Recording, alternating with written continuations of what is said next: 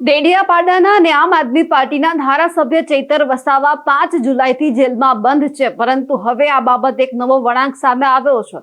નમસ્કાર, આપ જોઈ રહ્યા છો નિર્ભય ન્યૂઝ અને હું છું આપની સાથે રિદ્ધિ। ચૈતર વસાવા કે જે હાલ જેલમાં બંધ છે અને હવે એમને જ લઈને એક મોટા સમાચાર એ સામે આવ્યા છે કે અત્યાર સુધી તે અહીંયાથી ત્યાં ધક્કા ખાઈ રહ્યા હતા।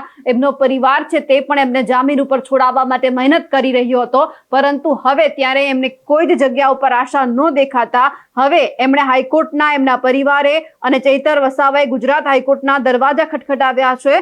આમ આદમી પાર્ટીના નેતા અને ડેડિયાપાડાના ધારાસભ્ય ચૈતર વસાવા હાલ વડોદરાની સેન્ટ્રલ જેલમાં છે।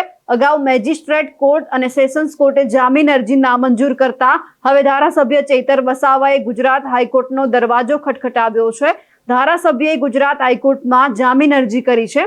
લાફાકાંડમાં ડેડિયાપાડા તાલુકા પંચાયતના પ્રમુખે ચૈતર વસાવા સામે ફરિયાદ નોંધાવતા તેમની ધરપકડ કરવામાં આવી હતી। ડેડિયાપાડાના ધારાસભ્ય ચૈતર વસાવાએ હવે હાઈકોર્ટમાં જામીન અરજી કરી છે। અગાઉ મેજિસ્ટ્રેટ કોર્ટે અને સેશન્સ કોર્ટે તેમની જામીન અરજી નામંજૂર કરી હતી। જેલમાં બંધ આપના એમએલએ ચૈતર વસાવા ગુજરાત હાઈકોર્ટના શરણે હવે ગયા છે। માહિતી એવી પણ છે કે 22 જુલાઈના રોજ ગુજરાત હાઈકોર્ટમાં ચૈતર વસાવાની જામીન અરજી પર સુનાવણી હાથ ધરાઈ શકે એમ છે। લાફાકાંડમાં ધારાસભ્ય સામે ડેડિયાપાડા તાલુકા પંચાયતના પ્રમુખ સંજય વસાવાએ પોલીસ ફરિયાદ નોંધાવી હતી। આ ફરિયાદ બાદ પોલીસે કાર્યવાહી કરી ધારાસભ્યની ધરપકડ કરી હતી। ડેડિયાપાડા ખાતે પ્રાંત કચેરીમાં લાફાકાંડમાં ધારાસભ્ય ચૈતર વસાવા 5 જુલાઈથી જેલમાં છે। આ અગાઉ પણ ચૈતર વસાવા પર વર્ષ 2023માં વનકર્મીને મારવાનો આરોપ હતો।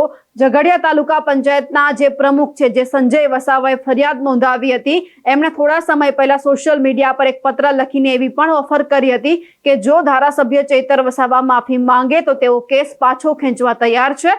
સંજય વસાવાએ સ્પષ્ટપણે એવું પણ કહ્યું હતું કે મારા અને તાલુકા પંચાયતના પ્રમુખ ચંપાબેન વસાવાને અપશબ્દો બોલ્યા તે બાબતે ચૈતર વસાવા માફી માંગે તો હું કેસ પાછો ખેંચવા તૈયાર છું। અમે બધા એક જ સમાજના છીએ। સંજય વસાવાએ આ પત્ર સમસ્ત આદિવાસી સમાજના પ્રમુખને સંબોધીને લખ્યો હતો, પણ ચૈતર વસાવાના જે પત્ની છે વર્ષા વસાવા તેમણે એવું પણ કહ્યું હતું કે માફી તો કોઈ સંજોગોમાં માંગવામાં નહીં આવે। અને આ સાથે સાથે એમણે અને એમની સાથે ઘણા બધા આદિવાસી સમાજના જે નેતાઓ હોય છે, યુવાઓ હોય છે, તમામે ક્યાંક છે રાજ્યપાલને મળવા માટે પણ વાત કરી હતી। એમને પણ રજૂઆત કરવાની વાત કરવામાં આવી હતી। આ સાથે જ જ્યારે ચૈતર વસાવા સેન્ટ્રલ વડોદરા જેલમાં બંધ હતા ત્યારે પણ ઘણા બધા આદિવાસી યુવાનો છે તે જેલની બહાર ગયા હતા, ધરણા કર્યા હતા અને એમની સાથે જે ડીવાયએસપી જે શર્મા છે તેમને પણ ક્યાંક ચીમકી ઉચ્ચારવામાં આવી હતી। પરંતુ જ્યારે આ બધું થઈ રહ્યું હતું, છેલ્લા કેટલાય સમયથી ચૈતર વસાવા જેલમાં છે, પણ હવે આખરે એ જોવાનું છે કે એ તારીખ કઈ આવે છે કે જ્યારે ચૈતર વસાવાને જામીન મળે છે,